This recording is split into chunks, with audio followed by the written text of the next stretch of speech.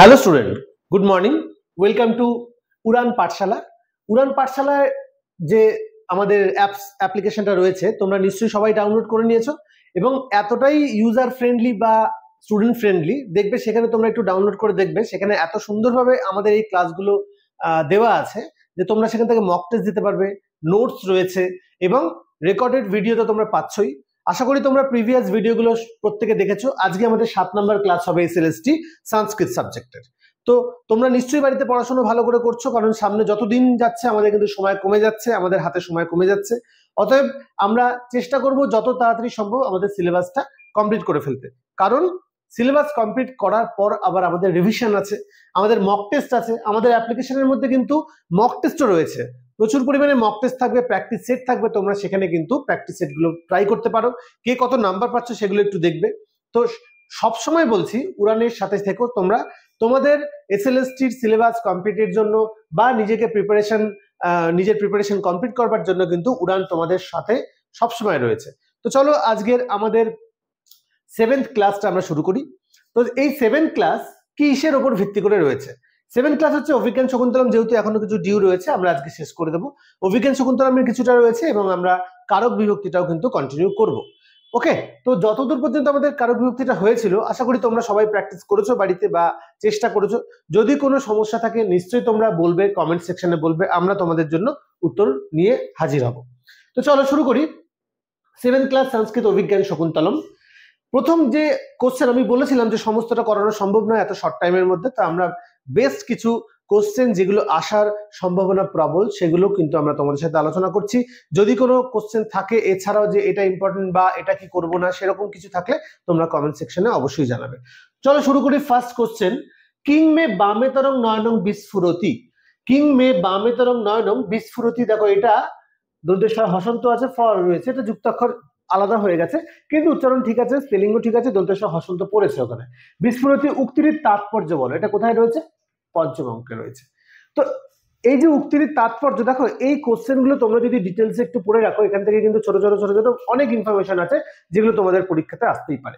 কিংমে বামে তরং নয়নং বিস্ফুরতি, দেখো এখানে এই যে বামে তরং কথাটা রয়েছে না, এটার মধ্যে একটা ব্যাপার রয়েছে। ইতর, ইতর মানে কি? ইতর মানে হচ্ছে বিপরীত। তাহলে বাম যুক্ত ইতর, বামেতর, তাহলে বাম যুক্ত ইতর, বাম মানে হচ্ছে বাদিক আর ইতর মানে উল্টো, মানে বিপরীত। তাহলে বামে তরং নয়নং তার মানে বাম চোখের ইতর মানে ডান দিক, তার মানে ডান চোখ। ঠিক আছে, তাহলে বামে তরং মানে হচ্ছে অ্যাকচুয়ালি বামে তরং নয়নং মানে অ্যাকচুয়ালি ডান চোখ। তাহলে কিং মে বামে তরং নয়নং বিস্ফুরতি উক্তির তাৎপর্য বলো পঞ্চম অঙ্কে। পঞ্চম অঙ্কে যখন শকুন্তলাকে নিয়ে তার প্রতিগৃহে যাত্রা হলো, প্রবেশের আগে শকুন্তলার ডান চোখ কাঁপতে থাকলো বা লাফাতে থাকলো। তো তখন তিনি বলছেন যে আশঙ্কা করে যে আমার বামে তরং মানে ডান চোখ কেন বিস্ফুরিত হচ্ছে বা লাফাচ্ছে। কারণ সে জানতেন যে ডান চোখ লাফানোর ফল কিন্তু খারাপ, ঠিক আছে, অশুভ সংকেত। তো ডান চোখ লাফানোর ফল বা কাপার ফল অশুভ, তাই সে আশঙ্কা করছে যে আমার হঠাৎ করে কেন ডান চোখটা লাফাচ্ছে, কোনো কি অঘটন ঘটতে চলেছে। তো সেই প্রসঙ্গে কে বলেছে? সেই প্রসঙ্গে শকুন্তলা আত্মগত উক্তি, এটা সে মনে মনে বলেছে হঠাৎ করে আমার কেন ডান চোখটা লাফাতে শুরু করলো। ওকে, তো সেই হচ্ছে কে বলেছে, উক্তির তাৎপর্য বলে দিলাম তোমাদের, পঞ্চম অঙ্কে রয়েছে। কে বলেছে? শকুন্তলা বলেছে। ওকে, তো খুব ইম্পর্টেন্ট একটা লাইন এটা, কিং মে বামে তরং নয়নং বিস্ফুরতি। নেক্সট দেখো, জনাকীর্ণং মন্যে হুত বহ পরিতং গৃহমিব। জনাকীর্ণ মন্যে হুত বহ পরিতং গৃহমিব, এই লাইনটাও ভালো করে পড়ে রাখবে। তোমরা এক কাজ করবে, যখন বই পড়বে না তখন এই লাইনটা শুধু পড়বে না, লাইনের পরে না যার যে বই হোক, যদি অনিল চন্দ্র বসুর বই হয় সেখানে দেখবে পরে একটা আলোচনা পার্ট আছে অনেকটা বড়, সেখানে না এরকম ছোট ছোট ছোট ছোট লাইনের আলাদা করে তাৎপর্য বা ব্যাখ্যা দেওয়া আছে বাংলায়। জাস্ট তোমরা বাংলায় গল্পের মতো করে পড়ে রাখবে, সেখান থেকে দেখবে এগুলো গল্পের মতো করে পড়লে কি হবে, আমাদের মাইন্ডে থাকবে বা মনে থাকবে। তো জনাকীর্ণং মন্যে হুতবহ পরিতং গৃহমিব, কে কখন এই মন্তব্য করেছেন এটাও দেখো পঞ্চম অঙ্ক থেকে আমাদের রয়েছে। জনাকীর্ণং মন্যে হুতবহ পরিতং গৃহমিব, কে বলেছেন? বলেছেন সাঙ্গরব। তো বলেছে যে সাঙ্গরব, শারদ্বত, মাতা গৌতমী, শকুন্তলা এরা সবাই আশ্রমের বাসিন্দা এবং আমরা জানি যে আশ্রম পরিবেশ কেমন হয়, শান্ত পরিবেশ হয়। সেখানে কোনো কোলাহল থাকে না, চারিদিক নিস্তব্ধ, আর খুব ভালোভাবে শান্তিতে তারা বসবাস করতে পারে। তো তারা যখন ওই রকম একটা রাজপ্রাসাদে গিয়েছে, রাজার অন্তঃপুরে গিয়েছে, প্রচুর লোকজন, হ্যাঁ, হই হট্টগোল রয়েছে, তো সেখানে গিয়ে জনাকীর্ণম মানে হুত বহ পরিতং গৃহমেব বলছে যে আমার যেন খুব ইরিটেশন হচ্ছে, চারিদিকে যেন আগুন জ্বলছে, আমি মাঝখানে রয়েছি, বসে রয়েছি, এইরকম একটা ফিলিংস রয়েছে তার মধ্যে। তাই তিনি বলেছেন যে এই জায়গাটা, পরিবেশটা আমার একদমই পছন্দ হচ্ছে না, আমার যেন অগ্নি পরিবেষ্টিত একটা গৃহের মতো মনে হচ্ছে, যে চারিদিকে প্রচন্ড একটা অশান্ত পরিবেশ, অশান্তি লাগছে, ইরিটেশন লাগছে, বিরক্তি লাগছে। সেই উপলক্ষে বা সেই প্রসঙ্গে কিন্তু তিনি এই উক্তিটি করেছেন। কে কখন এই মন্তব্য করেছেন বোঝা গেছে। চলো তাহলে সাঙ্গরাম আলোচ্য উক্তিটি করেছেন যখন তিনি অন্তঃপুরে প্রবেশ করেন। নেক্সট, অভিজ্ঞান শকুন্তলম নাটকে শকুন্তলা মহারাজকে কি কি বলে সম্বোধন করেছেন? খুব ইম্পর্টেন্ট একটা প্রশ্ন। দেখো, অভিজ্ঞান শকুন্তলম নাটকে শকুন্তলা মহারাজকে কি কি বলে সম্বোধন করেছেন? মহারাজকে করেছে কে? শকুন্তলা। ঠিক আছে, কি কি বলে সম্বোধন করেছেন? দেখো, শকুন্তলা মহারাজ দুষ্যন্তকে প্রথম অঙ্কে আর্যপুত্র বলেছেন, প্রথম অঙ্কে বলেছেন আর্যপুত্র, পঞ্চম অঙ্কে বলেছেন পৌরব, এবং পঞ্চম অঙ্কেই বলেছেন অনার্য। কখন বলেছেন একটু বলে দিই। মহারাজ দুষ্যন্তকে যখন প্রথম অঙ্কে আসেন তখন তার সম্পর্কে শকুন্তলার একটা ভালো ধারণা ছিল, সুন্দর ধারণা ছিল। রাজা এসছেন বা আমাকে প্রেম নিবেদন করছেন বা আমাকে পছন্দ করছেন, তো তখন তার সম্পর্কে একটা ভালো ধারণা ছিল। তো সেই সময় কি হয়েছে, প্রথম অঙ্কে তাকে আর্যপুত্র বলে সম্বোধন করেছে, একটা গৌরবান্বিত একটা ব্যাপার, আর্যপুত্র বলে সম্বোধন করেছে প্রথম অঙ্কে। তো গেল, তারপরে যখন পঞ্চম অঙ্কে যখন তাকে প্রতিগৃহে যাত্রার পর তাকে চিনতে অস্বীকার করছেন বা চিনতে পারছে না, রাজা যখন তাকে চিনতে পারছেন না, তখন তাকে পৌরব বলে সম্বোধন করেছিল, মানে একটু রাগ করে আর কি, তার সম্পর্কে ওই যে ধারণাটা আস্তে আস্তে খারাপ হতে চলেছে, সেই সময় তাকে পৌরব বলে সম্বোধন করেছিলেন। এবং পঞ্চম অঙ্কের শেষে যখন তাকে প্রত্যাখ্যান করলেন রাজা, তখন আর তার রাগ ধরে না রাখতে পেরে তাকে অনার্য বলা হয়েছিল। দেখো, এইখানে আর্যপুত্র আর এখানে অনার্য, মানে প্রথমে তার সম্পর্কে এতটাই ভালো ধারণা ছিল যে তাকে বলেছিল আর্যপুত্র, কিন্তু পরক্ষণেই লাস্টে এতদিন পর তাকে যখন প্রত্যাখ্যান করলেন রাজা, তখন তার মনে হয়েছে যে আর্যের যে কাজ তা তিনি করলেন না, তাই তাকে রাগ করে অনার্য, প্রচন্ড রাগ করে তাকে অনার্য বলে সম্বোধন করেছেন। তাহলে কোন কোন অঙ্কে? প্রথম অঙ্কে হচ্ছে আর্যপুত্র, পঞ্চম অঙ্কে পৌরব এবং পঞ্চম অঙ্কে অনার্য বলে সম্বোধন করেছেন। ওকে শকুন্তলা, এটা কিন্তু মাথায় রাখতে হবে। প্রথম অঙ্কে আর্যপুত্র, পঞ্চম অঙ্কে পৌরব, আবার পঞ্চম অঙ্কে কিন্তু অনার্য বলেছেন। ঠিক আছে, চলো নেক্সট, প্রজাপতির দুর্নামটি কি ছিল? 4 নম্বর কোশ্চেন, প্রজাপতির দুর্নামটি কি ছিল এবং কিসে এই দুর্নাম মোচন হলো? খুব ভালো কথা। প্রজাপতি কে? প্রজাপতি ব্রহ্মা। প্রজাপতি ব্রহ্মা, তিনি কিসের দেবতা? তিনি বিবাহের দেবতা বলে আমরা জানি। যে কারণে দেখবে বিয়ের গাড়ির, যখন বরের গাড়ি যায়, তার সামনে একটা প্রজাপতির একটা সিম্বল বা যাই হোক একটা প্রজাপতি সাজানো হয় আর কি, যেহেতু ব্রহ্মা দেব বিবাহের দেবতা। তো আমরা আগের দিন গান্ধর্ব বিবাহ সম্পর্কে বলেছিলাম তোমাদের। কি বলেছিলাম? যে পিতামাতা গুরুজনের অনুমতির অপেক্ষা না করে সুন্দর পরিবেশে পুষ্পমাল্য বিনিময়ে পাত্রপাত্রী উভয়ের সম্মতিতে যে বিবাহ সম্পন্ন করেন সেটাকে বলা হয় গান্ধর্ব বিবাহ, এবং এটা শাস্ত্রসম্মত এবং গুরুজনদের দ্বারা পরে সাদরে অভিনন্দিত। ঠিক আছে, বলেছিলাম এটা। তো এখানে কি হচ্ছে, এই প্রসঙ্গে এটা বলি যে প্রজাপতির দুর্নামটি কি ছিল এবং কিসে সেই দুর্নাম মোচন হলো। প্রথমে বলি, প্রজাপতি ব্রহ্মার একটা দুর্নাম ছিল যে তিনি পৃথিবীতে কোনোদিনও সমগুণান্বিত বধূ এবং বরের মধ্যে মিলন ঘটাতে সক্ষম হননি, এবং বাস্তবে আমরা তাই দেখি। ম্যাক্সিমাম ক্ষেত্রে দেখি যে বর এবং বধূর মধ্যে যে কোনো ভাবে একটা বিপরীত সম্পর্ক থাকবে, সেটা রূপে হতে পারে, গুণে হতে পারে। যদি বধূ সুন্দরী হয়, তাহলে তার বর দেখবে তার তুলনায় অনেকটাই হয়তো সুন্দর নয়। তারপরে উচ্চতায় হতে পারে, দেখবে যে খুব লম্বা বর তার হয়তো একটু শর্ট ওয়াইফ হতে পারে। ঠিক আছে, তো গুণের দিক থেকে হতে পারে, আর্থিক দিক থেকে হতে পারে, খুব ভালো কাজ করে হয়তো বধূ, কিন্তু হাজবেন্ড খুব একটা ভালো কাজ করে না, উল্টোটাও হতে পারে। তো যে কোনো ভাবেই উভয়ের মধ্যে সমগুণান্বিত বর এবং বধূর মধ্যে মিলন ঘটাতে সক্ষম তিনি কোনোদিনও হননি বা ইচ্ছে করেই করেননি। ঠিক আছে, তো এটা একটা প্রজাপতি ব্রহ্মার দুর্নাম ছিল, বরাবরের একটা দুর্নাম ছিল। বলছে কিসে সেই দুর্নাম মোচন হলো? দুর্নাম মোচন হলো কিসে? এই যে রাজা দুষ্যন্ত শকুন্তলাকে গান্ধর্ব বিবাহ করলেন, রাজা দুষ্যন্তও যেমন সুপুরুষ ব্যক্তি, সৌম্য দর্শন, ঠিক তেমনি শকুন্তলাও অসাধারণ অপ্সরা কন্যা, কোনো কথাই নেই, অসাধারণ সুন্দরী। তো দুজনেই সমগুণ, দুজনেই সমান। তাই বলছেন যে এই প্রথম প্রজাপতি ব্রহ্মা সমগুণান্বিত বর এবং বধূর মধ্যে মিলন ঘটাতে সক্ষম হলেন এবং তাদের বিবাহের মাধ্যমেই প্রজাপতি ব্রহ্মার এই দুর্নামটি মোচন হলো। ঠিক আছে, তো এই ছিল প্রজাপতি ব্রহ্মার দুর্নাম। এবং কিসে সেই দুর্নাম মোচন হলো? তাদের বিবাহে, দুষ্যন্ত শকুন্তলার বিবাহে।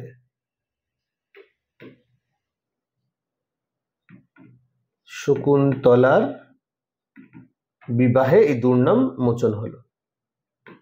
জাস্ট এগুলো শুনে রাখো, দেখবে মনে থাকবে। চলো আমরা নেক্সট স্লাইডে যাব। বলছে হংসবধিকা কে, সে কিভাবে রাজাকে তিরস্কার করেছিল? হংসবধিকা কে, সে কিভাবে রাজাকে তিরস্কার করেছিল? হংসবধিকা সম্পর্কে আমরা আগে বলেছি, এটাও পঞ্চম, ঠিক আছে, পঞ্চম অঙ্কের প্রথম শ্লোক। আমরা ওই শ্লোক আলোচনা করতে গিয়ে কিন্তু বলেছি হংসবধিকা কে, তিনি হচ্ছেন রাজার একজন প্রধান মহিষী বা রানী ছিলেন। তো তিনি কিভাবে রাজাকে তিরস্কার করেছিলেন? তিনি গানের মাধ্যমে, পঞ্চম অঙ্কের প্রথম শ্লোকে আমরা দেখি তিনি গানের মাধ্যমে রাজাকে তিরস্কার করেছিলেন। যে মধুকর যেমন এক ফুলে মধু সংগ্রহ করে না, এক ফুল থেকে আর এক ফুলে গিয়ে ভিন্ন ভিন্ন ফুলে গিয়ে মধু সংগ্রহ করেন, ঠিক তেমনি রাজাও এক নারীতে কখনো সন্তুষ্ট হন না, তিনিও এক নারীতে কিছুদিন আসক্ত থেকে আবার অন্য নারীতে আসক্ত হন, এটা বোঝানো হয়েছে। তাকে মধুকরের সাথে তুলনা করা হয়েছে এবং এর মাধ্যমে রাজার একটা চারিত্রিক বৈশিষ্ট্য কিন্তু তিনি তুলে ধরেছেন। তো সেটাই হচ্ছে হংসবধিকা কে, বললাম রাজার একজন রানী, এবং সে কিভাবে রাজাকে তিরস্কার করেছেন? সে গানের মাধ্যমে রাজাকে তিরস্কার করেছেন, গানের মাধ্যমে, ঠিক আছে, বা গীতের মাধ্যমে। ওকে, চলো নেক্সট চলে যাবো আমরা উপাধ্যায় কাকে বলে। এটাও একটা গুরুত্বপূর্ণ প্রশ্ন। আমরা জানি উপাধ্যায় কাকে বলে। এই নাটকে কথিত উপাধ্যায়ের নাম কি? আচ্ছা, উপাধ্যায় কাকে বলে পড়ে নিই একটু। আচার্য মনু বলেছেন পারিশ্রমিকের বিনিময়ে যিনি বেদ বেদাঙ্গ অধ্যাপনা করেন তিনি হচ্ছেন উপাধ্যায়। আচ্ছা, এটা নাটক, নাটকে কথিত উপাধ্যায়ের নাম হচ্ছেন সম্রাট, নাম হলো সম্রাট। আচ্ছা, পারিশ্রমিকের বিনিময়ে যিনি বেদ বেদাঙ্গ অধ্যাপনা করেন তিনি হচ্ছেন উপাধ্যায়। এখানে একটা কথা বলি, দেখবে যে যদি বাড়িতে কোনো বাড়িতে শ্রাদ্ধানুষ্ঠানের কাজ হয়, সেখানে দেখবে পুরোহিত দুজন থাকেন। কিরকম? একজন শ্রাদ্ধানুষ্ঠান করেন আর একজন গীতা পাঠ করতে আসেন, আলাদা ব্যক্তি। তো এই যে এখানেও তাই, ব্রাহ্মণ, উপাধ্যায়, আচার্য এগুলো সব আলাদা আলাদা ছিল এক সময়, এখন অতটা ম্যাটার করে না, কিন্তু এক সময় ছিল। তো উপাধ্যায় কাকে বলছেন? যিনি পারিশ্রমিকের বিনিময়ে বেদ বেদাঙ্গ অধ্যাপনা করেন। তো অধ্যয়ন আর অধ্যাপনা মানে কি? যিনি, এই যে আমরা টিচার বা শিক্ষক, তারা পারিশ্রমিক তো অবশ্যই নেই, তো যাদের কাজ হচ্ছে এই বেদ বেদাঙ্গ পাঠ করা বা পড়ানো, শিক্ষা দেওয়া, এবং সেটা কিসের মাধ্যমে? না পারিশ্রমিকের মাধ্যমে। পারিশ্রমিকের মাধ্যমে যারা বেদ বেদাঙ্গ শিক্ষা দিয়ে থাকেন তাদের বলা হয় উপাধ্যায়। তো কি হয়, ওই যে গীতা পাঠ বা পাঠ করতে আসেন, তারা কিন্তু পাঠ করতে আসেন, দেখবে সামনে অনেক দর্শক থাকেন, তারা গীতা পাঠ করে শোনান এবং সুন্দর করে বিভিন্ন কথা বলে সুন্দরভাবে কিন্তু বুঝিয়ে দেন সবাইকে, বিভিন্ন রকম তত্ত্ব কথা বলে গীতাটা বুঝিয়ে দেন। তারপরে ওই যে বুঝিয়ে দিচ্ছেন, এটা কিন্তু শুধু পাঠ নয়, এটা তিনি কি করছেন? তিনি কিন্তু অধ্যাপনাও করছেন সেখানে। তিনি যেমন নিজে পড়ছেন, তেমনি সামনে যে ভক্তরা রয়েছে বা দর্শক রয়েছে বা শ্রোতা রয়েছে তাদেরকে কিন্তু তিনি বুঝিয়ে দিচ্ছেন বিষয়টা। তাহলে এবং তাকে আমরা পারিশ্রমিক দেই। তাহলে যিনি পারিশ্রমিকের মাধ্যমে বেদ বেদাঙ্গ অধ্যাপনা করেন বা শিক্ষা দেন তাকে বলা হয় উপাধ্যায়। নাটকে কথিত উপাধ্যায়ের নাম হচ্ছে সম্রাট। তাহলে অভিজ্ঞান শকুন্তলম নাটকে সম্রাট কে ছিলেন? উপাধ্যায় ছিলেন। কাকে বলে? যিনি পারিশ্রমিকের মাধ্যমে বেদ বেদাঙ্গ অধ্যাপনা করেন। চলে যাব আমরা 7 নম্বর। প্রতিকূলে তব দাস্যমৌপিক সমম, কে কোন প্রসঙ্গে কথা বলেছেন? প্রতিকূলে তব দাস্যমৌপিক সমম। তো এই লাইনটার মানে কি, কে বলেছে? দেখো, এই লাইনটার মানে হচ্ছে পতিকুলে মানে পতির কাছে তুমি দাসী বৃত্তি করাটাও তোমার পক্ষে শ্রেয়। কে বলেছে? সাঙ্গরাব বলেছে। কেন? কারণ যখন তাকে প্রত্যাখ্যান করলো, রাজা যখন প্রত্যাখ্যান করলেন, তখন রাজার উপর যেমন রাগ হয়েছে, ঠিক তেমনি শকুন্তলার উপরেও কিন্তু সাঙ্গরাব সারদ্বত কিছুটা রেগে গিয়েছেন। কারণ যে বলেছিল যে পরীক্ষা না করে কারোর সাথে নিভৃত মিলন একেবারেই ঠিক নয়, কাউকে বিশ্বাস করা ঠিক নয়। সেখানে দোষারোপ করা হয়েছিল কিন্তু শকুন্তলাকেও। এবং যখন তারা চলে আসছে পতিগৃহে, তাকে রেখে, শকুন্তলাকে রেখে তারা বাড়ি ফিরবে বলে চলে আসছে, তখন শকুন্তলা তাদের পিছন পিছন গিয়ে বলছে, আমাকেও নিয়ে চলো, আমি এখানে থাকবো না, আমাকে তো নিচ্ছেই না, আমি থাকবো কি করে? তখন যেহেতু সাঙ্গরাব সারদ্বতের মধ্যে সাঙ্গরাব খুব রাগী ছিলেন, সহজে রেগে যেতেন, তিনি তখন বলছে যে পতিকুলে তবে দাস্যমপিক সমম। কারণ তুমি যদি সতী না হও, অসৎ কাজ করে থাকো, তাহলে পরে মহর্ষি কর্ণের তোমাকে প্রয়োজন নেই। আর তুমি যদি সতী হও, তাহলে পতিগৃহে থেকে পতির দাসী বৃত্তি করাটাও তোমার পক্ষে শ্রেয়। সেই প্রসঙ্গে এই কথা বলেছিল যে তোমাকে আমরা নিতে পারবো না, তোমাকে এখানেই থাকতে হবে। তো কে কোন প্রসঙ্গে বলেছেন? সাঙ্গরাব বলেছেন। কাকে বলেছেন? শকুন্তলাকে বলেছেন। সাঙ্গরাব শকুন্তলাকে বলেছেন, শকুন্তলাকে বলেছেন পতিগৃহে থেকে চলে আসার সময়। ঠিক আছে, চলো আমরা নেক্সট কোশ্চেনে যাব। সানুমতিকে, ষষ্ঠ অঙ্কে একটা চরিত্র আমরা পাই সানুমতিকে। কেন তিনি রাজোদ্যানে প্রবেশ করেছিল? সানুমতি হচ্ছে শকুন্তলার যে মা মেনকা, তার বান্ধবী। তো মা মেনকা শকুন্তলাকে যখন নিয়ে চলে গেছে সানুমতি, একজন অপ্সরা, তো পরে তিনি রাজোদ্যানে পাঠিয়েছেন তার বান্ধবীকে সানুমতিকে, যা গিয়ে দেখে আয় যে রাজার এখন কি মনোভাব, রাজা কি করছে, কি ভাবছে শকুন্তলাকে নিয়ে। সেই জন্য মেনকা তার বান্ধবী সানুমতিকে পাঠিয়েছিলেন। এখানে একটা এক্সট্রা ইনফরমেশন বলে রাখি, এই যে সানুমতি, তিনি কিভাবে প্রবেশ করেছিল রাজোদ্যানে যাতে কেউ দেখতে না পারে, তো এটা মাথায় রাখবে। সানুমতি তিরস্কারিণী বিদ্যা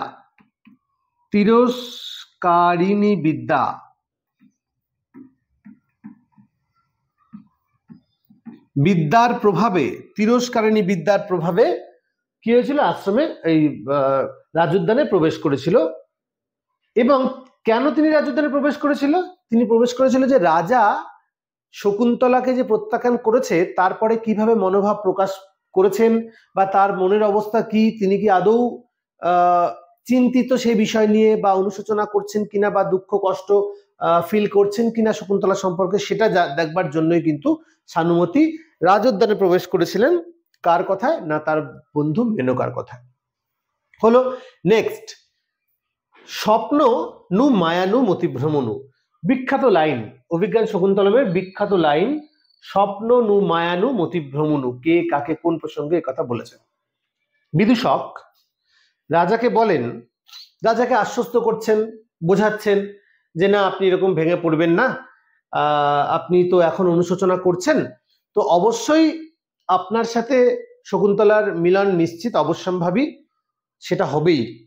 সেই কথা শুনে তখন রাজা বলছেন শকুন্তলার সাথে মিলন, তখন তো সে বুঝতে পেরেছে যে আমি ভুল করেছি। শকুন্তলার সাথে মিলন, সেটা কি সম্ভব? সেটা কি আদৌ সম্ভব, নাকি স্বপ্ন, নাকি মায়া? তো সেই প্রসঙ্গে, বা রাজার মনের কোনো ভ্রান্ত ধারণা যে আমি ভাবছি হয়তো তার সাথে মিলন হবে কোনোদিন, তাহলে সেই প্রসঙ্গে বলেছেন যে বিদূষককে বলেছেন, বিদূষকের কথায় প্রত্যুত্তরে তাকে বলেছেন যে শকুন্তলার সাথে মিলন তা কি কখনো সম্ভব? সেটা হয়তো আমার স্বপ্ন, অথবা কোনো মায়া, অথবা আমার মনের ভ্রান্ত ধারণা। সেই প্রসঙ্গে এই কথা বলা হয়েছে, স্বপ্ন নু মায়ানু মতিভ্রমণু। কে কাকে বলেছে? রাজা বলেছে। কে বলেছেন? রাজা। কাকে? বিদূষককে। বিদূষককে। ঠিক আছে, তাহলে প্রসঙ্গ বলে দিলাম। চলো আমরা নেক্সট কোশ্চেনে যাব। মাতলিকে তিনি কাকে কিভাবে কখন কোথায় আক্রমণ করেছিলেন?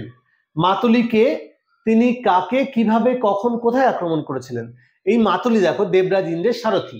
তিনি দুষ্যন্তের মেঘছন্দ নামক রাজপ্রাসাদ ছিল, সেই প্রাসাদে অদৃশ্য অবস্থায় থেকে বিদূষকের শিখা মানে মাথার টিকি ধরে টেনেছিলেন নিরীহ কাতর দুষ্যন্তের ক্ষত্রিয় সুলভ তেজ ফিরিয়ে আনার জন্য। এটা নিরীহ কাতর দুষ্যন্তের ক্ষত্রিয় সুলভ তেজ ফিরিয়ে আনবার জন্য। যে দুষ্যন্ত তো একজন তেজিয়াল ব্যক্তি, সুপুরুষ, তো তিনি শকুন্তলা বিরহে এতটাই কাতর হয়ে গিয়েছিলেন, তো সেই সময় তিনি কোনো দিকেই মাথা ঘামাচ্ছিলেন না, কারোর কথা শুনছিলেন না। কিন্তু তখন আবার ওই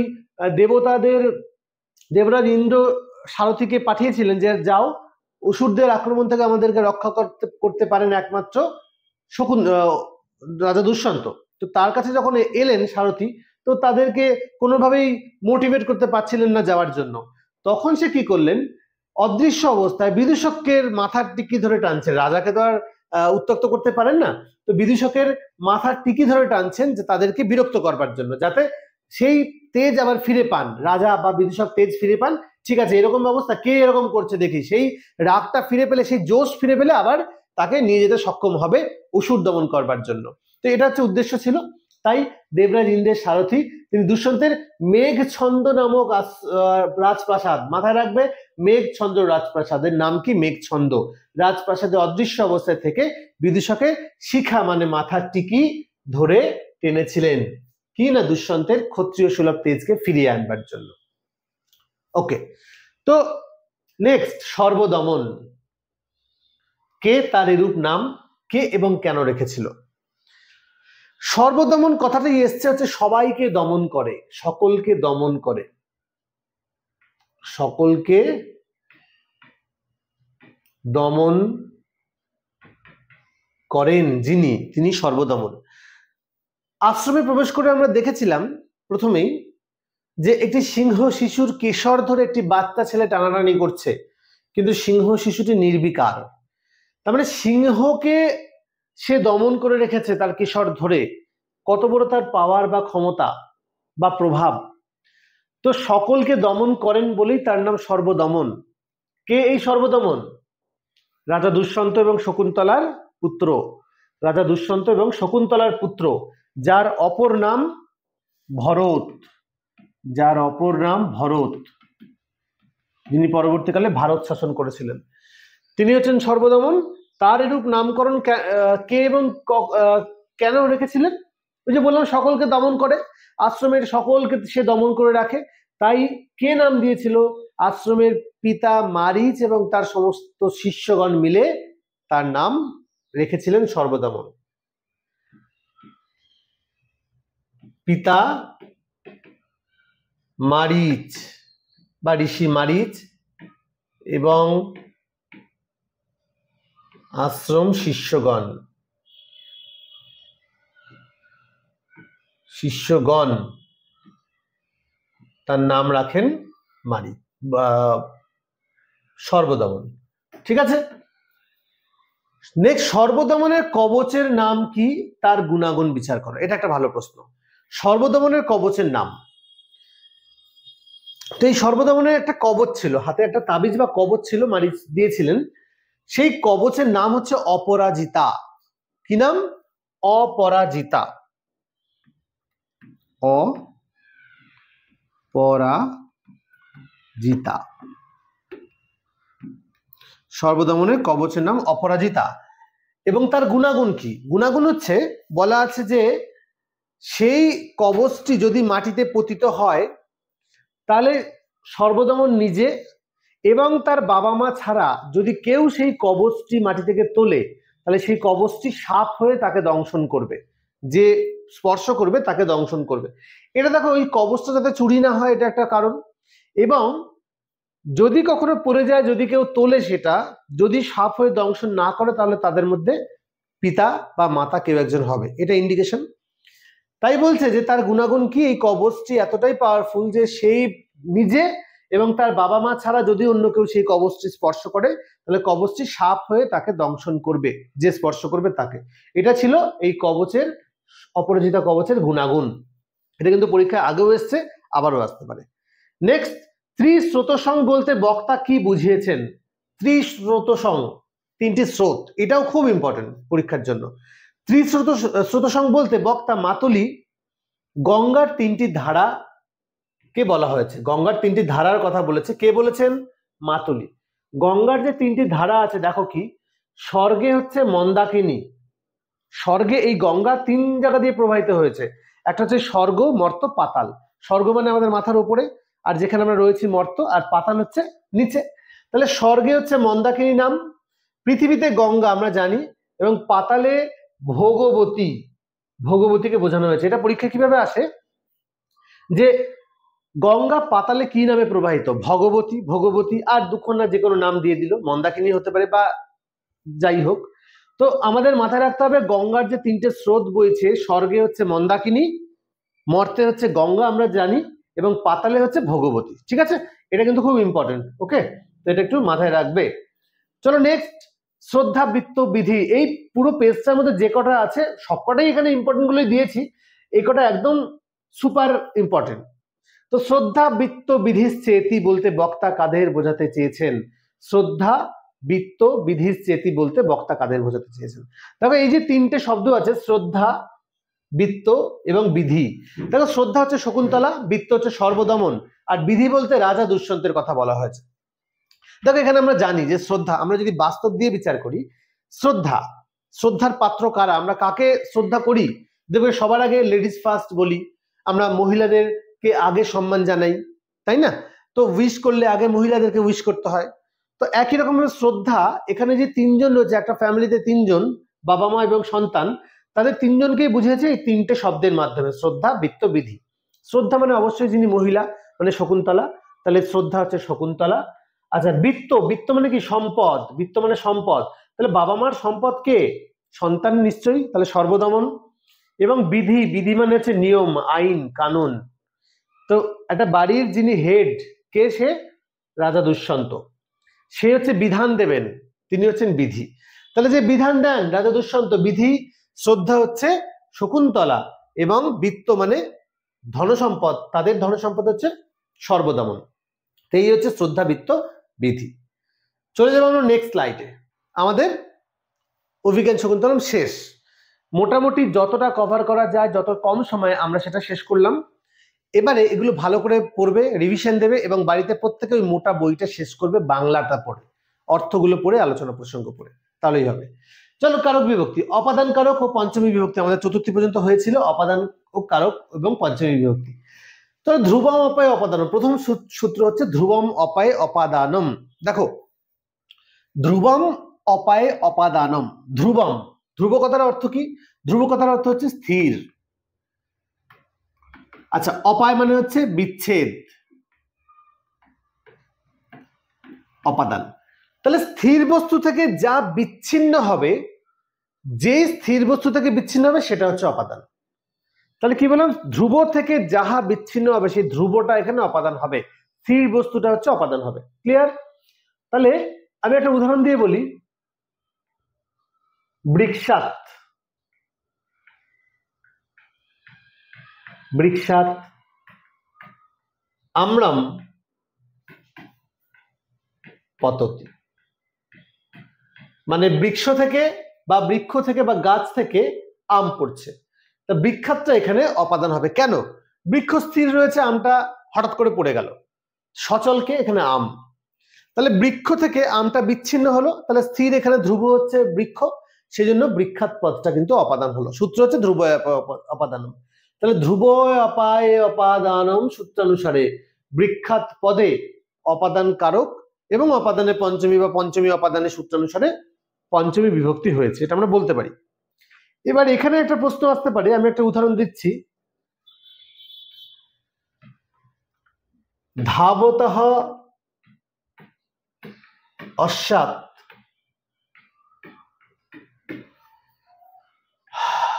বালক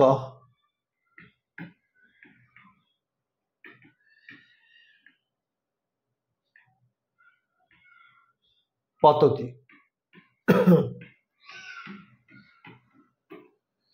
ধাবতঃ অশ্বাৎ বালকঃ পততি, মানে ছুটন্ত ঘোড়া থেকে বালকটি পড়ে গেল। ছুটন্ত ঘোড়া থেকে বালকটি পড়ে গেল। তাহলে দেখো ছুটন্ত ঘোড়া থেকে বালকটি পড়ে গেল। আমি আগেরটা বলেছিলাম যে স্থির বস্তু থেকে যদি কিছু বিচ্ছিন্ন হয় তাহলে সেটা অপাদান, স্থির বস্তুটা। কিন্তু আমি এখানে দিয়েছি ধাবতঃ অশ্বাৎ বালকঃ পততি, মানে ছুটন্ত ঘোড়া থেকে বালকটি পড়ে গেল। তাহলে এবার প্রশ্ন আসতে পারে যে ঘোড়াটি তো স্থির ছিল না, ছুটছে, তাহলে এটা কি করে অপাদান হচ্ছে ঘোড়াটি? দেখো এখানে কি হচ্ছে, একদম তাই, ঘোড়াটি ছুটছে কিন্তু ঘোড়ার ওপর মানুষটি বসে রয়েছে, এটা দিয়ে স্টার্ট হয়েছিল দৌড়ানোটা। তাহলে ঘোড়ার ওপর একটা মানুষ, এটা হচ্ছে স্থির বস্তু, এটা একটা সেটিং। যেমন ধরো আমরা ট্রেনে যখন বসে থাকি, বাসে যখন বসে থাকি, আমরা কিন্তু স্থিরই বসে থাকি, বাস চলছে, অতএব বাস আমাদের নিয়ে চলছে। তাহলে স্থির বস্তু হচ্ছে বাসের সিটে আমি বসে রয়েছি, এটা হচ্ছে স্থির বস্তু, ঠিক আছে। এবার সেই রকমই ঘোড়ার পিঠে বসে রয়েছে বালকটি, ঘোড়া দৌড়চ্ছে, এই পুরো প্যাকেজটা হচ্ছে একটা স্থির বস্তু। হঠাৎ করে পড়ার কথা ছিল না, হঠাৎ করে বেখেয়াল বশত বালকটা ঘোড়া থেকে বিচ্ছিন্ন হয়ে গেল বা পড়ে গেল। তাহলে এবার কি হলো, এই যে স্থির বস্তুটা থেকে একটা জিনিস অপায় হয়ে গেল। তাহলে এইটাকে বোঝানো হচ্ছে যে স্থির থেকে কোনো কিছুর বিচ্ছেদ ঘটলে সেটা কি হবে, অপাদান কারক হবে এবং পঞ্চমী বিভক্তি হবে। সূত্র দুটোই ক্ষেত্রেই ধ্রুবম অপায়ে অপাদানম। ওকে, বোঝা গেছে? ঠিক আছে, চলো নেক্সট। নেক্সট হচ্ছে ভিত্রার্থানাং ভয় হেতু। ভিত্রার্থানাং ভয় হেতু, দেখো এখানে দুটো জিনিস রয়েছে, একটা হচ্ছে ভি ধাতু এবং একটা ত্রাণ ধাতু। ভি এবং ত্রাণ। ভি মানে আমরা জানি ভয় পাওয়া, ভি মানে ভয় পাওয়া, আর ত্রাণ, ত্রাণ মানে রক্ষা পাওয়া, ঠিক আছে। তাহলে ভিত্রার্থানাং ভয় হেতু, একটা হচ্ছে ভয়ার্থক ধাতু এবং একটা ত্রাণার্থক ধাতু। ভয়ার্থক মানে ভয় পাওয়া এবং ত্রাণার্থক মানে রক্ষা পাওয়া। তাহলে এই ভয়ার্থক ধাতু এবং ত্রাণার্থক ধাতুর যোগে যার কাছ থেকে আমরা ভয় পাচ্ছি অথবা যাহা হইতে আমরা রক্ষা পাচ্ছি বা রক্ষা করার চেষ্টা করছি সেটা অপাদান হয়। বোঝা গেল? যার কাছ থেকে আমরা ভয় পাচ্ছি বা যার কাছ থেকে আমরা রক্ষা পাচ্ছি সেটা অপাদান হয়। যেমন ধরে নাও আমি বসে রয়েছি চুপচাপ, পাশ দিয়ে একটা হঠাৎ করে টিকটিকি বা আরশোলা চলে আসলো। আরশোলার কোন রকম ইন্টেনশন ছিল না তোমাকে ভয় পাওয়ার, ভয় দেখানোর ক্ষমতাও নেই, কিন্তু তুমি তাকে দেখে লম্ফঝম্প দিয়ে দিলে।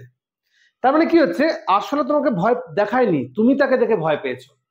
ভূত আমাকে ভয় দেখায় না, কখনো দেখায় না ভূত, ভূতের ক্ষমতাও নেই আমাকে ভয় দেখানোর, কিন্তু আমরা অন্ধকার ভাবলেই ভাবি ওখানে দাঁড়িয়ে আছে ভূত। তার মানে আমরা ভূত থেকে ভয় পাই, ভূত আমাদের ভয় দেখায় না, তাই না? তাহলে ভূত হইতে আমরা ভয় পাই, ভূত আমাকে ভয় দেখায় না। ঠিক তেমনি আমরা উদাহরণ লিখতে পারি,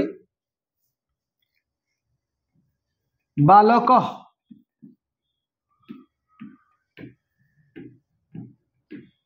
ব্যাঘ্রাৎ বিভেতি। বালকঃ ব্যাঘ্রাৎ বিভেতি, বাচ্চাকে নিয়ে চিড়িয়াখানা যাওয়া হয়েছে, যে বাঘ আরামসে বসে রয়েছে একা একা, বালকটি দেখে চেঁচিয়ে উঠলো, রে বাবা রে বলে কেঁদে উঠলো। তার মানে বালকটি বাঘ দেখে ভয় পাচ্ছে। কাকে দেখে ভয় পাচ্ছে? বাঘ দেখে। কার কাছ থেকে? বাঘ হইতে ভয় পাচ্ছে। তাহলে দেখো এখানে একটা ভি ধাতু আছে এবং যাহা হইতে ভয় পাচ্ছে সেটা অপাদান হচ্ছে। তাহলে বালকটি ভি ধাতুর যোগে ব্যাঘ্রাত মানে বাঘ হইতে ভয় পাচ্ছে, তাই বাঘটা এখানে অপাদান কারক হয়েছে। সূত্র হবে ভিত্রার্থানাং ভয় হেতু, সূত্রানুসারে ব্যাঘ্রাত পদে, যেটা তোমাদের মাস্ট লিখতে হবে, সেটা হচ্ছে ভয়ার্থক বা ভি ধাতুর যোগে। ভি ধাতুর যোগে ব্যাঘ্রাত পদে অপাদানে পঞ্চমী বিভক্তি হয়েছে, এটা যে ভয়ার্থক, এটা মেনশন করতে হবে। এইরকম তোমাদের অপশন দিয়ে বলা হলো যেটা কি জাতীয় অপাদান হয়েছে, এটা হচ্ছে ভয়ার্থক বা ভি ধাতুর যোগে হয়েছে। আর একটা বিপদ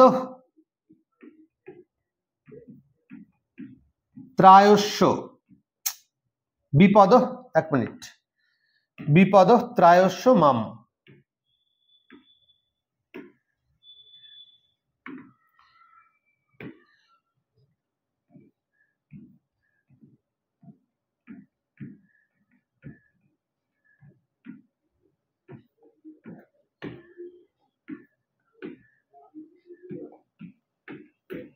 দেখো বিপদ ত্রায়স্য মাম মানে আমাকে বিপদ হইতে রক্ষা করো, আমাকে বিপদ হইতে রক্ষা করো। তাহলে রক্ষা করবে কোথা থেকে? বিপদ থেকে। তাহলে এই যে দেখো ত্রায়স্য এখানে কিন্তু ত্রাণ ধাতু রয়েছে বা ত্রাণার্থক ধাতু রয়েছে, ঠিক আছে। তাহলে ত্রাণার্থক ধাতুর যোগে যাহা হইতে আমাকে রক্ষা করবে, কোথা থেকে না, বিপদ থেকে রক্ষা করবে।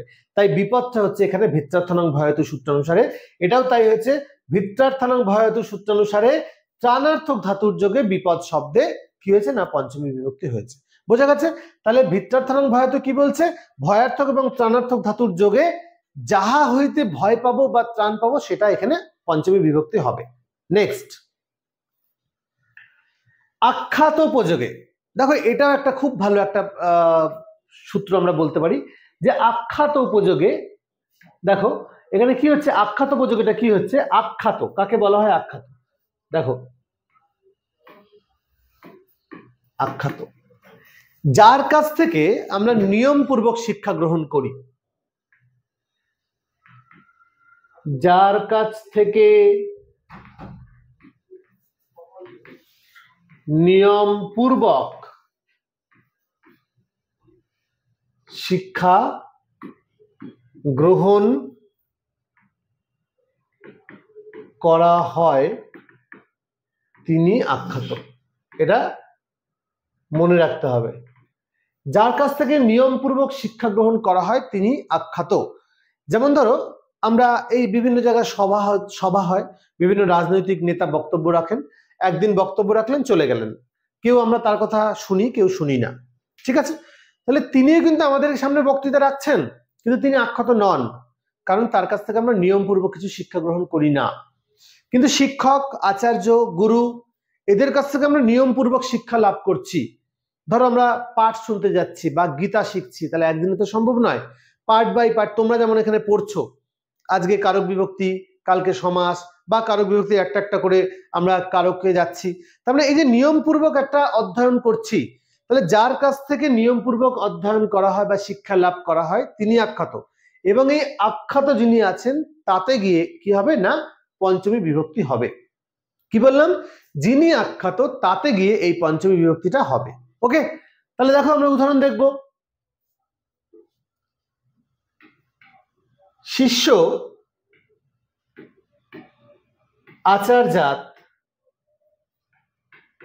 বিদ্যাং গৃহ্ণাতি।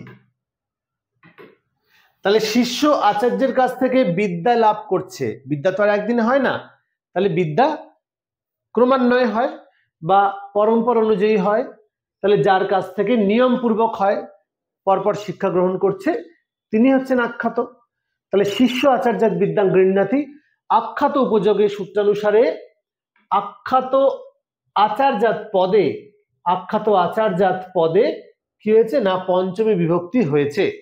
কি বলবো, আখ্যাত উপযোগে সূত্রানুসারে আখ্যাত আচার্যাৎ পদে পঞ্চমী বিভক্তি হয়েছে। ওকে, মানে অপাদান সংখ্যা প্রাপ্ত হয়েছে এবং পঞ্চমী বিভক্তি হয়েছে। তাহলে যার কাছ থেকে আমরা নিয়মপূর্বক শিক্ষা গ্রহণ করে থাকি তাকে বলা হয় আখ্যাত, এটা ভুলো না। ওকে, তারপর এরকম অনেক আরো উদাহরণ আছে। নেক্সট, জনিকর্তৃ প্রকৃতি আর ভুব প্রভুব, এই দুটো একসাথে কম্পেয়ার করে করতে হবে, জনিকর্তৃ প্রকৃতি এবং ভুব প্রভুব। দেখো জনিকর্তৃ প্রকৃতির মধ্যে জন ধাতুটা রয়েছে, জন মানে জন্মানো, জন মানে গিয়ে জন্মানো, ঠিক আছে।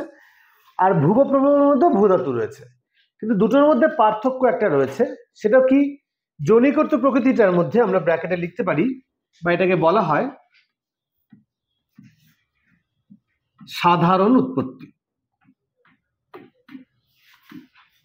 সাধারণ উৎপত্তি। আর ভুব প্রভুকে বলতে পারি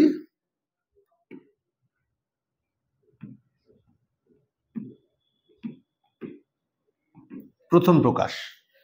তাহলে সাধারণ উৎপত্তি আর প্রথম প্রকাশ দুটোর মধ্যে কি পার্থক্য, একটা হচ্ছে সাধারণ উৎপত্তি, একটা হচ্ছে প্রথম প্রকাশ।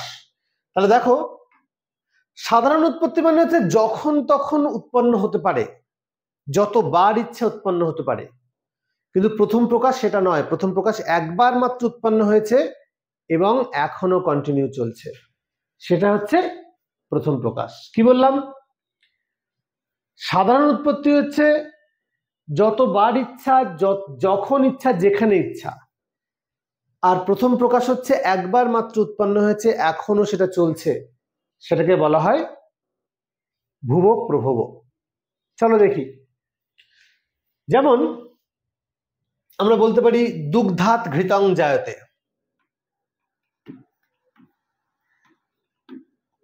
দুগ্ধাত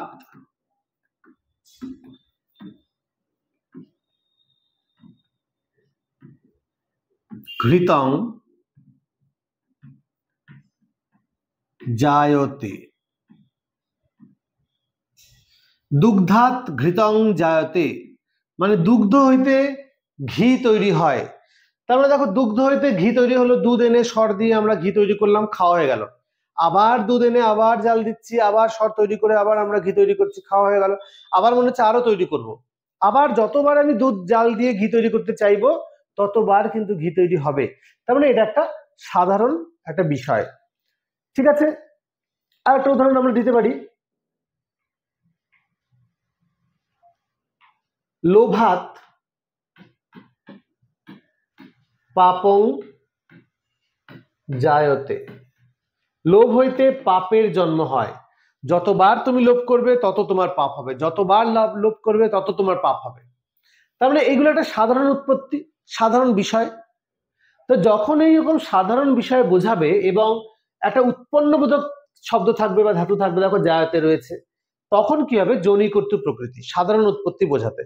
দুটোর ক্ষেত্রেই তোমাদের লিখতে হবে যোনি কর্তৃ প্রকৃতি। এই সূত্র অনুসারে দুগ্ধাত পদে বা লোভাত পদে সাধারণ উৎপত্তি বোঝাতে কি হয়েছে না অপাদানে পঞ্চমী বিভক্তি হয়েছে। বোঝা গেছে? সাধারণ উৎপত্তি বোঝাতে পঞ্চমী বিভক্তি হয়েছে। কিন্তু ভুব প্রভব কি বলেছিলাম? প্রথম প্রকাশ, একবার মাত্র উৎপন্ন হয়েছে, এখনো কন্টিনিউ চলছে। এইরকম যদি হয় তাহলে সেক্ষেত্রে সূত্র হবে ভুব প্রভব, কিন্তু দুটোর ক্ষেত্রেই পঞ্চমী হবে। যেমন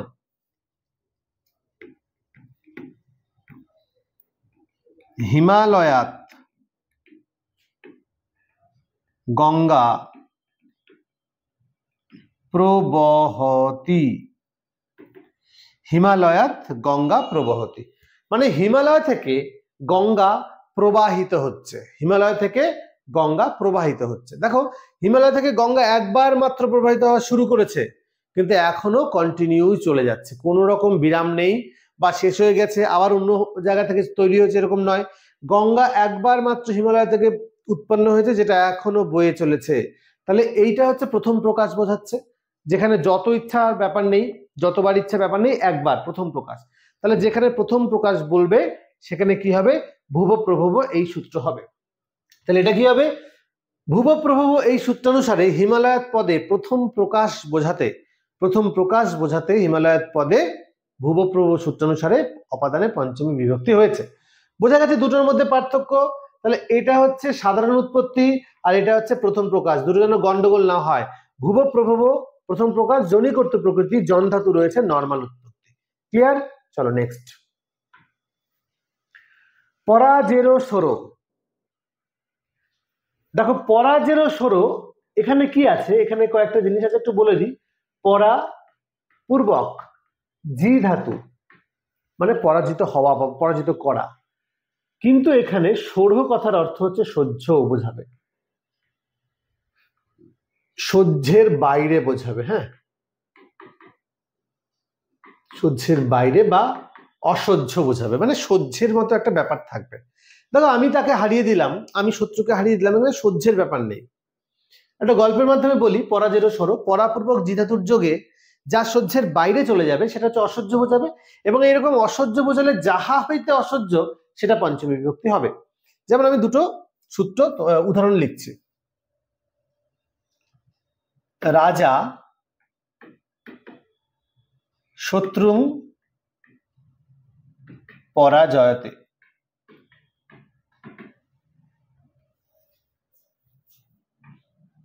বালক, আমি কিন্তু সংস্কৃত বাংলা মিশিয়ে লিখছি, সমস্যা নেই।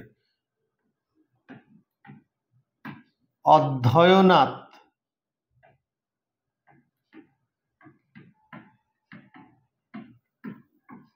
পরাজয়তে। দেখো, দুটোর মধ্যে পার্থক্য কি? রাজা শত্রু পরাজয়তে, এটা কিন্তু দ্বিতীয় হয়েছে, মানে রাজা শত্রুকে পরাজিত করছে। রাজা কাকে হারিয়ে দিচ্ছে? শত্রুকে। এখানেও কিন্তু পরাপূর্বক জি হয়েছে, দেখো পরা পূর্বক জি, পরাজিত অর্থে। তাহলে রাজা শত্রুং পরাজয়তে, এটা কি হবে? কর্তৃপ্সুততম কর্ম হবে, কর্মের মতো। রাজা কাকে পরাজিত করতে চায়? শত্রুকে পরাজিত করতে চায়, তাহলে কর্তৃপ্সুততম কর্ম। কিন্তু এক্ষেত্রে বালক অধ্যয়নত পরাজয়তে, বালক, সামনে তোমরা এসএসসি পরীক্ষা আছে, সারাদিন পড়ছো, 8 ঘন্টা 10 ঘন্টা 12 ঘন্টা পড়ছো, সাহিত্য ইতিহাস মনে থাকছে না, এই নাম মনে থাকছে না, কোন বেদে কি রয়েছে, কোন উপনিষদ রয়েছে, ব্রাহ্মণ রয়েছে, আরণ্যক রয়েছে, মাথার উপর দিয়ে চলে যাচ্ছে, কিন্তু তুমি হাল ছাড়ছো না, পড়ছো পড়ছো পড়ছো, রাত 12টা বাজে 1টা বাজে পড়ছো, একসময় মনে হচ্ছে ধুর আর পড়বোই না, বই খাতা ছুঁড়ে ফেলে দিলে, আর আমি পড়তে পারছি না। তার মানে কি হচ্ছে? তুমি হেরে গেলে না, তোমার কাছে এই পড়াশোনাটা এই মুহূর্তের জন্য অসহ্য লাগছে, মানে সহ্যের বাইরে চলে যাচ্ছে, এবং পড়াশোনাটা তোমাকে হারিয়ে দিচ্ছে, যা তোর দ্বারা হবে না, আমাকে নেওয়া। তাহলে এটাই হচ্ছে পরাজয় স্বরূপ আর ওটার মধ্যে পার্থক্য। তো বালক অধ্যয়নত পরাজয়তে, এখানেও দেখো পরাপূর্বক জি, পরাপূর্বক জি। তো বলছে পরাপূর্বক জি ধাতুর যোগে যদি অসহ্য বোঝায়, এখানে কিন্তু অসহ্য নেই, এখানে অসহ্য রয়েছে, এখানে হারানোর ব্যাপার নেই। পড়াশোনাটাকে কেউ যুদ্ধের মতো হারিয়ে দেয় না, কিন্তু সহ্যের বাইরে চলে যায়, বিরক্তি এসে যায় অনেক সময়, ইরিটেশন। তো যখন পরাপূর্বক জি ধাতুর যোগে অত্যন্ত অসহ্য বোঝাবে, তখন কি হবে? যাহা হইতে অসহ্য বোঝাবে সেটা হচ্ছে অপাদান বা পঞ্চমী। তাহলে সেখানে সহ্যের একটা ব্যাপার রয়েছে। আমরা কি লিখবো? পরাজের সূত্রানুসারে পরাপূর্বক জি ধাতুর যোগে অধ্যয়নাৎ পদে অপাদানে পঞ্চমী বিভক্তি হয়েছে। অসহ্য বোঝাতে এটা কিন্তু মাস্ট বলতে হবে, কারণ এটা তোমাদের পরীক্ষাতে আসবেই। বালক অধ্যয়নাৎ পরাজয়তে এখানে কি বুঝিয়েছে, কি অর্থে এটা পঞ্চমী হয়েছে, তখন পরাপূর্বক জি বা পরাজয় অর্থে, সরি অসহ্য অর্থে, আর ওটা যদি থাকে তাহলে পরাজয় অর্থে দ্বিতীয়া। তাহলে এটা পরাজয় অর্থ দ্বিতীয়া, আর এটা পরাপূর্বক জি ধাতুর জন্য সহ্য, অসহ্য অর্থে পঞ্চমী। বোঝা গেছে দুটোর পার্থক্য? এটা হচ্ছে কর্তৃপ্সিততম কর্ম, কর্তৃপ্সিততম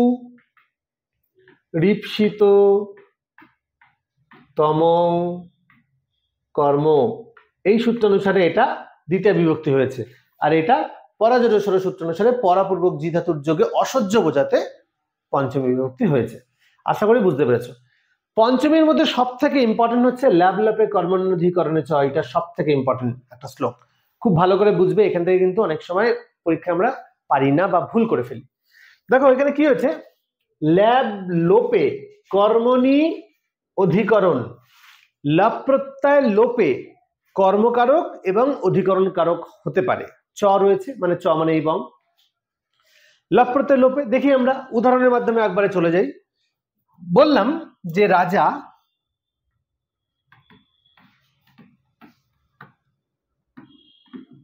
প্রাসাদাৎ পশ্যতি, বা প্রেক্ষতে যাই দিই পশ্যতি, এখানে দিলাম সাধু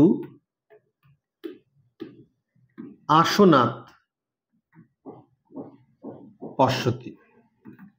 তাহলে কি দিয়েছি? রাজা প্রাসাদাৎ পশ্যতি, সাধু আসনাৎ পশ্যতি। মানে হলো রাজা প্রাসাদ থেকে দেখছেন, সাধু আসন থেকে দেখছেন। তাহলে এই যে প্রাসাদ থেকে দেখছেন, জাস্ট সিনারিওটা একটু তোমরা ইমাজিন করো, যে রাজা প্রাসাদ থেকে দেখছেন, প্রাসাদ আমরা জানি অনেক উঁচুতে হয়, তার মানে প্রাসাদ থেকে দেখছেন, বা বৃক্ষাত বালক বৃক্ষাত পশ্যতি, যাই হোক, তাহলে রাজাকে আগে বৃক্ষে বা প্রাসাদে উঠতে হবে, আরোহণ করতে হবে, তারপর সেখান থেকে দেখতে হবে, তাই না? কিন্তু এটার মধ্যে দেখো সাধু আসনাৎ পশ্যতি, সাধুকে কিন্তু আসনে উঠতে হবে না, সিট পাতা আছে, চেয়ার পাতা আছে, সে গিয়ে বসে পড়লো, কোথাও আরোহণ করতে হচ্ছে না, কোনো গমনার্থক ধাতু নেই। তাহলে এটা সাধু আসনে বসে দেখছে, ওটা রাজা প্রাসাদে উঠে দেখছে, এটা আসনে বসে দেখছে। তাহলে এই যে প্রাসাদাতটাকে আমি যদি ভেঙে বলি, তাহলে দেখো এখানে একটা লব প্রত্যয় বেরিয়ে আসবে, রাজা প্রাসাদম আরুহ্য পশ্যতি। এই প্রাসাদমকে ভাঙলে কি পাবো? সরি, প্রাসাদম নয়, আরুহ্যকে ভাঙলে কি পাবো হবে? আচ্ছা ঠিক আছে, এটা ছেড়ে দাও, আমরা আরুহ্যকে ভাঙলে কি পাবো? দেখো আরুহ্যকে, চলেই গেল, দেখ 1 মিনিট। আচ্ছা, রাজা প্রাসাদম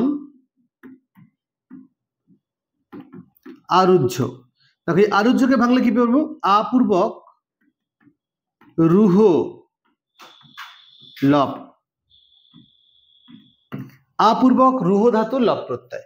এই যে রুহ মানে আরোহণ করা, আর লব প্রত্যয়, তাহলে লব প্রত্যয় কখনো কিছু করিয়া যখন কোনো কিছু করা বোঝাবে তখন লব প্রত্যয় হয়। তাহলে রাজা প্রাসাদে উঠে তারপর দেখছে, তাহলে এই যে লব প্রত্যয় রয়েছে, লব প্রত্যয়ন্ত একটা শব্দ রয়েছে, সেইটা দেখো কি হচ্ছে, লব প্রত্যয়ন্ত যে শব্দটা রয়েছে এই আরুহ্য, আরুহ্য পদটা কিন্তু এখানে নেই।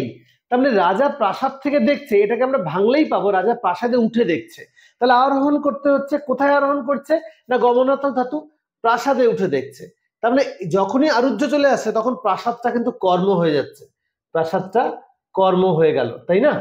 তো প্রাসাদে উঠে দেখছে, আমরা জানি যে গমনার্থক ধাতু থাকলে কি হয়, দ্বিতীয় বিভক্তি হয়, অধিকরণ স্থলে দ্বিতীয় বিভক্তি হয়। তাহলে প্রাসাদে কোথায় উঠে দেখছে, প্রাসাদে, প্রাসাদটা অধিকরণ থাকা সত্ত্বেও আরুহ্য রয়েছে বলে এটা কর্মসংজ্ঞা প্রাপ্ত হলো। ঠিক আছে, তাহলে রাজা প্রাসাদটাকে দেখছে মানে প্রাসাদে উঠছে তারপর দেখছে। তাহলে এই যে লব প্রত্যয়ন্ত পদ আরুহ্য, এইটা উহ্য ছিল এবং যখনই আরুহ্য চলে আসলো তখন প্রাসাদটা কর্ম হয়ে গেল। তার মানে কি হচ্ছে, এখানে পঞ্চমী বিভক্তি হয়েছে কিন্তু কারক হয়েছে কর্ম, তাই এটাকে বলা হচ্ছে কর্মে পঞ্চমী, এটাকে বলা হচ্ছে কর্মে পঞ্চমী, কর্মে পঞ্চমী। আচ্ছা গেল, বোঝা গেছে। কিন্তু এটা দেখো সাধু আসনাৎ পশ্যতি, সাধুকে আসনে উঠতে হবে না, এটাকে ভাঙলে কি পাবো, সাধু আসনে উপবিশ্য মানে বসে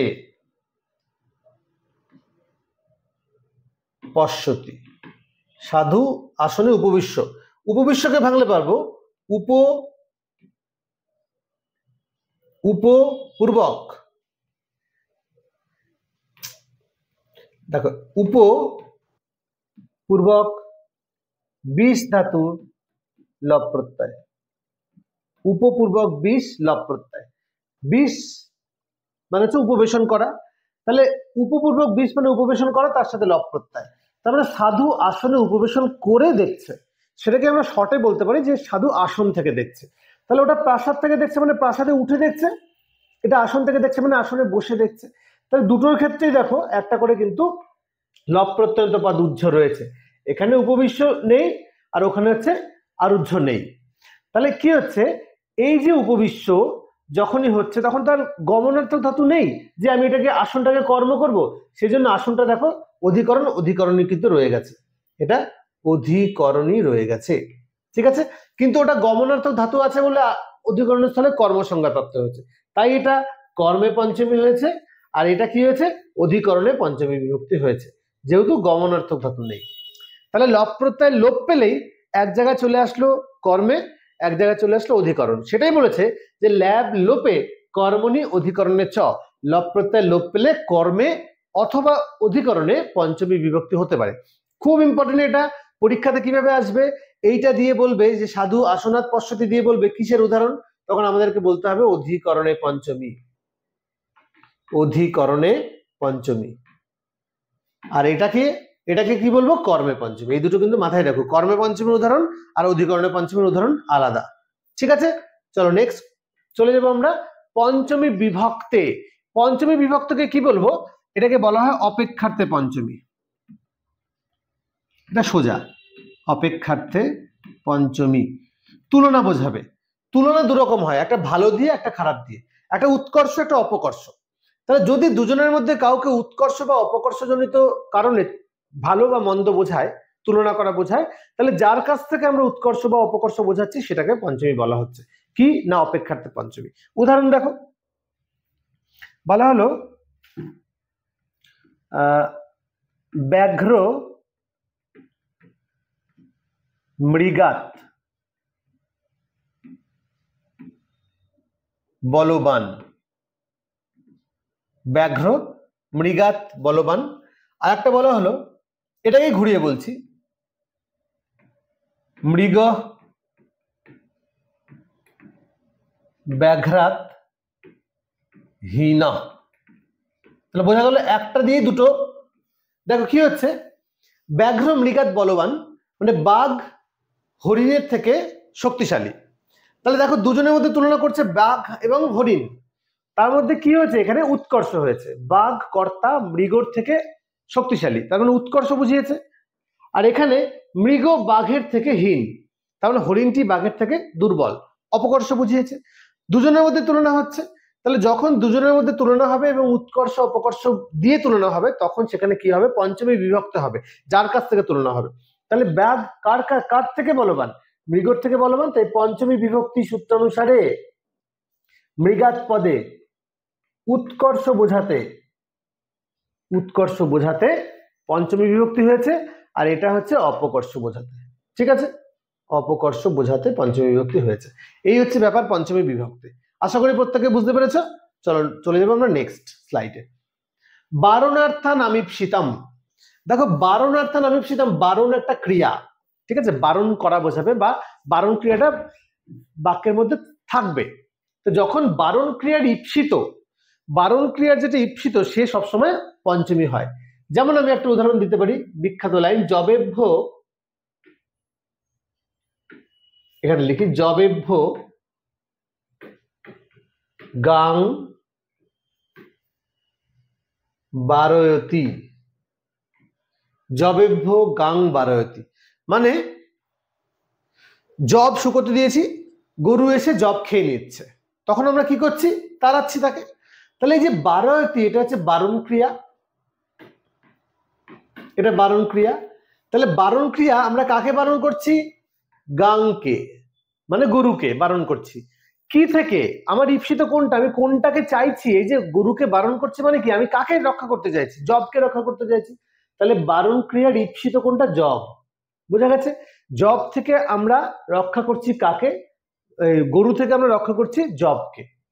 তাহলে কি হলো, যবেভ্য গাং বারয়তি, বারণ ক্রিয়ার ঈপ্সিত, মানে বারণের মাধ্যমে, নিষেধের মাধ্যমে আমরা চাইছি কোনটা, জবটাকে বাঁচাতে চাইছি। তাহলে বারণ ক্রিয়ার যেটা ঈপ্সিত সেটা কি হচ্ছে, পঞ্চমী বিভক্তি হচ্ছে। আমরা লিখবো বারণার্থান আমিপ্সিতম সূত্রানুসারে বারণ ক্রিয়ার ঈপ্সিত যবেভ্য পদে পঞ্চমী বিভক্তি হয়েছে। বোঝা গেছে, বারণ ক্রিয়ার যোগে বা বারণ ক্রিয়ার ঈপ্সিত যবেভ্য পদে আমরা পঞ্চমী বিভক্তি করব। আচ্ছা, নেক্সট, অন্তর্ধৌ জেনা দর্শনম ইচ্ছতি। দেখো অন্তর্ধৌ মানে হচ্ছে অন্তর্ধান বা আড়াল, আড়াল, যেন অদর্শনম ইচ্ছতি, অদর্শন মানে দেখাতে চায় না, যার কাছ থেকে আমি লুকোতে চাই সে অপাদান হবে, যার কাছ থেকে কেউ আড়ালে বা লুকোতে চায় এইরকম অন্তর্ধান বোঝালে কি হবে না, অপাদান হবে। বোঝা গেছে, যার কাছ থেকে কেউ আড়ালে চলে যেতে চায় বা লুকোতে চায় সে অপাদান হবে, এটাই হচ্ছে অন্তর্ধৌ যেন দর্শনম ইচ্ছতি। যেমন আমরা একটা উদাহরণ দিতে পারি, মাতুঃ নিলীয়তে বালক, বা শিক্ষকাৎ নিলীয়তে ছাত্র, যাই বলি না কেন। দেখো নিলীয়তে, নিলীয়তে মানে হচ্ছে অন্তর্ধান বা লুকিয়ে পড়া। তাহলে বালকটি মায়ের কাছ থেকে লুকিয়ে পড়ছে, খেলছে, মায়ের সাথে লুকোচুরি খেলছে, মা খুঁজে পাচ্ছে না, সে আড়ালে চলে গেল। তাহলে কার কাছ থেকে আড়ালে চলে গেল, মায়ের কাছ থেকে, এবং আড়ালে চলে গেল, এরকম আড়ালে একটা ব্যাপার থাকবে, এবং যার কাছ থেকে আড়ালে চলে যাবে সে এখানে অপাদান হবে। তাহলে মায়ের কাছ থেকে বালকটি আড়ালে যাচ্ছে, তাই মা এখানে অপাদান হয়েছে। সূত্র কি, অন্তর্ধৌ যেন দর্শনম ইচ্ছতি সূত্র অনুসারে অন্তর্ধান বোঝাতে মাতুঃ পদে কি হয়েছে না, ষষ্ঠী পঞ্চমী বিভক্তি হয়েছে। কি বললাম, অন্তর্ধান বোঝাতে মায়ের কাছ থেকে নিলীয়তে হচ্ছে, তাহলে অন্তর্ধান বোঝাতে মায়ের কাছ থেকে আড়াল বোঝাতে মা পদে বা মা শব্দে কি হয়েছে না, পঞ্চমী বিভক্তি হয়েছে। ঠিক আছে, এই গেল আমাদের অপাদান কারক বা পঞ্চমী বিভক্তির যেগুলো যেগুলো মেন ইম্পর্টেন্ট সূত্র আছে সেগুলো আমরা তোমাদের সাথে ডিসকাস করলাম। এরপরে ষষ্ঠী সপ্তমী করে দিলে আমাদের কারক শেষ হয়ে যাবে, তারপর আমরা সমাজ বা প্রত্যয় ধরবো, যেটা তোমাদের এটাও অবশ্যই তোমাদের যথেষ্ট ইম্পর্টেন্ট একটা চ্যাপ্টার বা তোমরা অনেকেই করতে চাও। তো প্রত্যেকে এখনো পর্যন্ত প্রথমা থেকে পঞ্চমী পর্যন্ত ভালো করে রিভাইজ করবে, ভালো করে দেখবে, যদি কোথাও সমস্যা থাকে আমাদের সাথে যোগাযোগ করবে, আমরা তোমাদেরকে হেল্প করব। ওকে, তো ভিডিও কেমন লাগলো অবশ্যই তোমরা জানাবে কমেন্ট করে। প্রত্যেকে ভালো থাকো, আজকের ক্লাস এই পর্যন্তই, নেক্সট ক্লাসের জন্য ওয়েট করো।